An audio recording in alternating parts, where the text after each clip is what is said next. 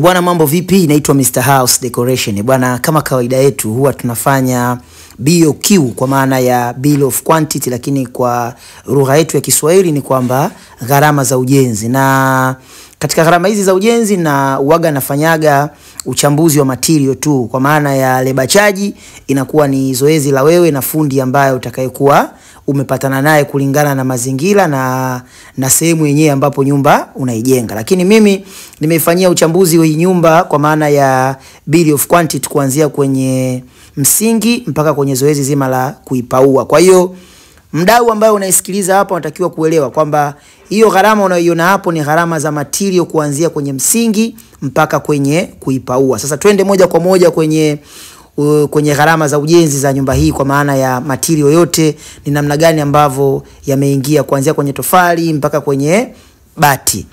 Bwana, kwanza hii ni nyumba ambayo ina vyumba vitatu vya kulala, lakini ni ramani moja nzuri sana. Yaani nilitamani nionyeshe floor plan yake, lakini kutokana na sheria za kazi zetu na kampuni yetu inakuwa ni ngumu kuonyesha floor plan, lakini ni ramani fulani ambayo iko poa sana kwenye mikato yake ya ndani. Na ina vyumba vitatu, na katika vyumba vitatu ina master kubwa ambayo ina changing room, lakini ina single room mbili, ina public toilet, ina kitchen, lakini pia ina dining, ina sitting room na store pia pamoja na public toilet. Kwa hiyo ni ramani fulani ambayo mimi naweza kusema ukijenga nyumba hii huwezi tena kutamani kujenga nyumba nyingine. Na kama unavyoona decoration zake za nje kwa maana ya body structure ina tungstone, umeona bwana, ina nguzo double hizo, kwa maana kuna nguzo 4 hapo za baraza ya mbele.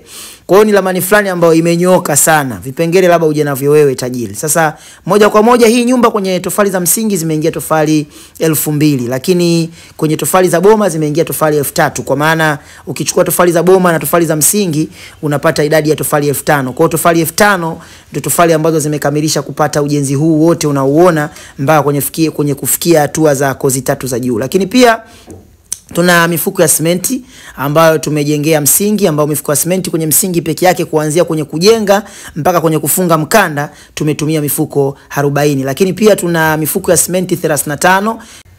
Hii ni kwa ajili ya kuweza kujenga ile boma letu lote. Kwa mifuko 35 inajenga boma, lakini pia mifuko 30 imetumika kwa ajili ya kufunga mkanda wa renta. Kwa hiyo tuna mifuko 40, tuna mifuko 30, tuna mifuko 35.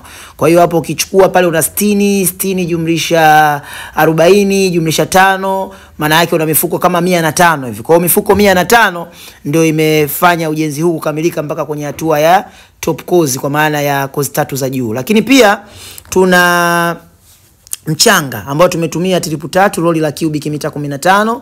Tuna kokoto tumetumia tilipu 2, loli la cubic mita 4, na kokoto tunatumia zile za 3/4 zile nyeusi za Msolwa. Lakini pia tuna nondo, tumetumia nondo milimita 12 PC 29, ambazo hizi ni kwa ajili ya mkanda pamoja na nguzo. Lakini pia tuna nondo milimita 12 PC 25, hizi ni kwa ajili ya renta. Kwa hiyo unavyoiona nyumba yote kwenye renta tumetumia nondo 25. Tuna ringi 7x4 pisi 250 kwa ajili ya mkanda.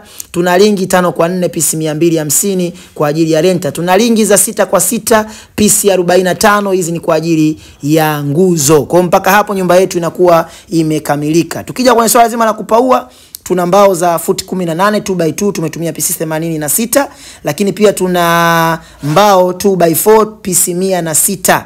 Umeona bwana, kwenye misumari ya inchi 4 na inchi 3 tumetumia kilo 25, lakini pia kwenye misumari ya bati kwa maana misumari ya kofia tumetumia pakti 35, na bati ambazo tumetumia ni bati za futi 12 pisi 125. Kwa hiyo maana kwenye bati hapo tuna bati pisi 125.